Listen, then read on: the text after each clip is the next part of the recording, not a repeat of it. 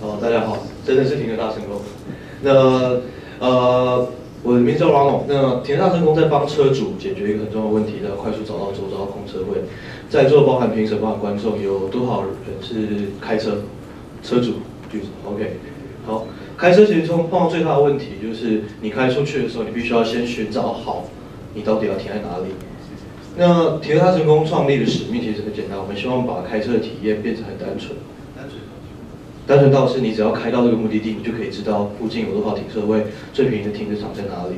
无论你今天在城市里，无论你今天在风景区，都可以解决这样的问题。那大家就会有一个疑问啊，那我现在车子上面那一台 Garmin 的导航机难道做不到这件事情吗？如果我今天没有 Garmin 的导航机，我去用 Google Map， 难道做不好这件事情吗？其实它们都是一个很好的替代方案，只是停车大成功是一个更好的替代产品。其实这是我一直在问自己的，是大成功可不可以做得比 Google 好 ？Google 是全世界图资拥有最多资料的软体公司，它不做硬体，它只做单纯的资料收集跟资料呈现。我觉得我们可以做得比 Google 好，原因是因为我们从车主的角度出发，去解决车主在车上只用一只手指头来操控导航机、手机 APP 就可以找到周遭剩余的空车位。怎么做呢？看看大家都怎么解决这样停车的问题好了。最左边的是 Google Map， 中间的是和泰的驱动城市的 App。你可以发觉在这上面，无论是怎么样呈现，大致上都脱离不了用地图为 base 的呈现方法。停车大成功想的方式是，我们给它一个全版的地图，并且在上面标记清楚价位以及现在是否有车位。同时，我们还做了一些推荐，告诉你说这个区域里面最近的停车场在哪里，最便宜的停车场在哪里，最多人去停的停车场在哪里。我们希望车主今天无论是到市区到日月潭，他都可以一手掌握周遭还有多少的停车场，甚至是停车场里面还有多少的空车位。在这里你可以看到有目前的车位，这是台湾联通在日月潭中心场的停车场。你也可以知道停车场入口在哪里。这件事情其实在城市里、在郊外都非常非常重要。原因是当你在这边绕的时候，大家可能没有在下班的时候走光复南路。光复南路有一部分的车子是要赶着回家上桥的，有一部分的车子是等带进台湾联通、光复南跟信义交叉口的停车场，这样会造成非常非常大的阻塞。同时，停车大成功告诉车主说，今天如果你发现停车场有什么样资讯不正确的事情，你可以回报给我们，包含了费率、定价、管理电话，甚至是这个停车场已经停业了。我们跟 Garmin 跟 Google 做的不一样的事情是，我们把回报的界面做得更简单，每一天我们可以累积超过3000笔的停车回报。这个也多亏前公司的训练，我在 Whoosco 学到一件事情是，你要做资料累积，最简单的方式就是交给你的用户来不断累积正确的资料。但这些正确的资料累积完之后，我们还做下一层。我的 team 里面有两个成员，每一天专门去跟停车场沟通，这些资讯是不是正确的？我们确保正确的资讯能够及时的呈现给车主。再来，我们发现停车场其实有一个习性的问题。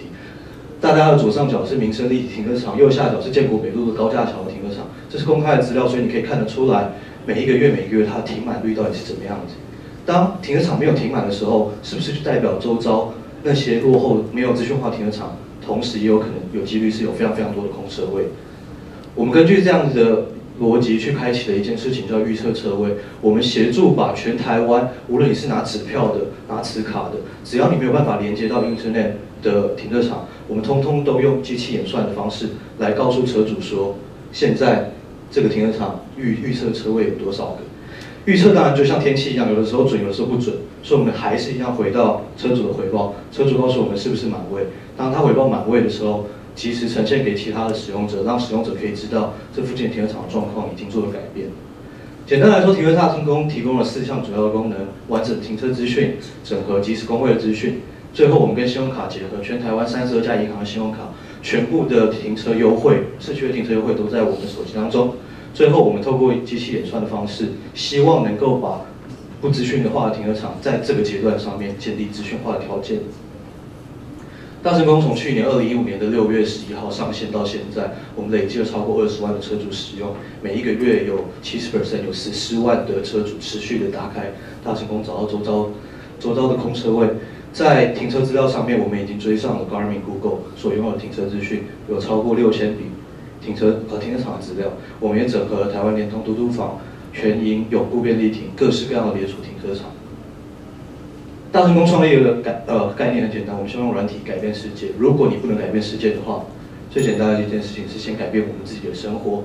所以我们试着去从车主的角度去看，怎么用软体来调整城市、政府跟车主之间的关系。我们跟 Newslands 合作的一篇报道，就在分析台北市的停车场价位。我们也直接帮政府解决问题。我亲自到台中市政府提了我们的提案。透过资料分析的概念，我们去把台中市政府的公有、私有、民营的停车场资讯全部都公开化，帮他建好 API， 同时把这个成果交给市政府的资料中心来发布。最后一件事情是，我去想，如果今天城市要盖新的停车场，我们应该要盖在哪一个地方？以新北市板桥来看，在平日我们可以从软体上面侦测出来，越多亮点的地方，其实就是有停车需求的点，但是它那个时候没有办法满足。我们也可以知道，在假日的时候，这些点是不是会转移到其他区域？我把这些资料交给新北市的交通局、新北市的副主秘，让他们根据这样的方式去找合适的停车场来做资讯化。我们也直接跟在地的业者协助他们把停车建立起来，停车资讯化建立起来。我们希望让开车的烦恼都不见。谢谢。这就是停车大成功，谢谢大家。好，谢谢。好，各位评审有什么问题？怎么赚钱？好。我早就准备好了。OK， 停车大成功的定义是资讯服务供应商，所以我们做2件事情：我们收集资讯、整理资讯。我们跟停车场业者做资料串接的时候，把它转授权给其他，例如驱动程式、车导装置、Garmin 这个Garmin 乐客导航网这些 App， 这些车机里面的停车资讯有一部分是我们提供的。另外一块是会员可以付费给我们来取得停车的优惠。相信在座的各位一定有某几张信用卡是可以免费停车的。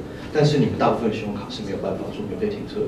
停车大成功作为这个桥梁，去把停车场跟车主当中连接在一起，这中间的会费跟停车导流的介绍费，就是我们赚钱的方式。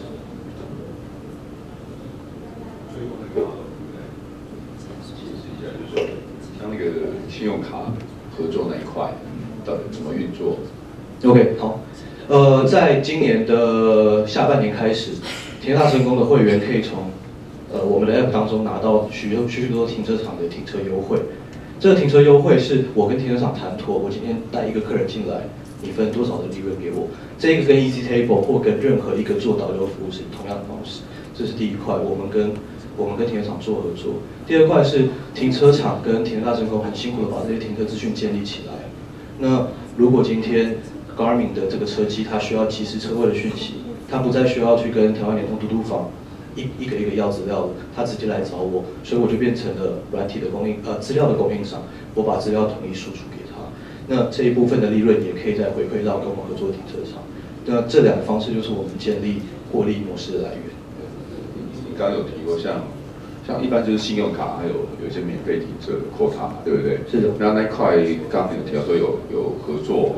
这一部分，那这一部分不知道你们的合作 model 是什么，然后有没有什么沙漠 ？OK， 就讲简单一点啦，就是信用卡发卡不难，但是留存卡友比较难。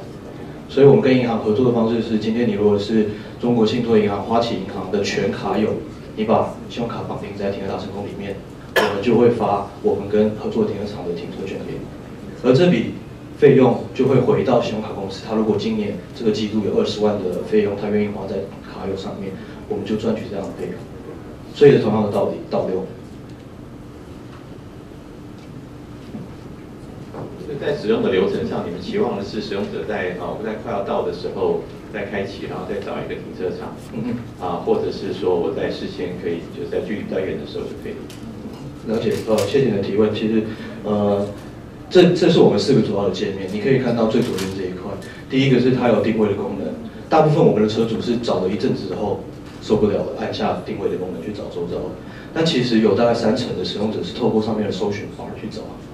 那透过搜寻 bar 去找，其实它的概念就是我今天我要去下午2点的时候我要到马偕医院附近，我先找好附近可能有停车场。所以就我们自己的分析，从这2个角度，这边大概有6层，上面大概有3层，剩下10% 的人是直接从最下面这一块，他从他的信用卡当中去找，说我的花旗银行现金回馈卡还有多少的优惠可以优惠停车可以放，可以在周围找到，我直接透过筛选功能去找，所以最后10%是在这个地方。主要是说，因为就是说，目前至少前面2种信用卡先不看，前面2个界面在使用上的感受是差不多的，就是看到附近的状况。但事实上，可能如果你从使用流程来考虑，比如说我现在在路上，然后我现在在我怎么样去在目的，它有定位，还是要找目的，然后目的的时候，它能估计我在30分钟之后到达之后的停车位，这些可能是会影响到我现在看了有位可能高兴过去，然后没了这样子，就是等等像这样。我可以回答吗？好了，就回答了。OK， 其实您刚刚讲的这个东西叫做距离目的地的延迟性。对，那从我们现在的做法，我们是让车主了解周遭的概况，如果他此时此刻就在这附近，他也可以掌握目前的车位。那你可以看到左下角有一个功能是，现在我把它放成是路况。这一块其实是在我们做了4、5次的 user study 之后，我们在下一个阶段可能会把它变成是做单一停车场的建议。举例来说，你今天搜寻的目的地，你要开始做导航时，我会告诉你，有30分钟之后，这个停车场有可能会没有车位。但目前这个功能我们并没有推出来，还是以实际上你到了这附近，或者是你想要了解那个地方的状况的使用情境来呈现。好，谢谢。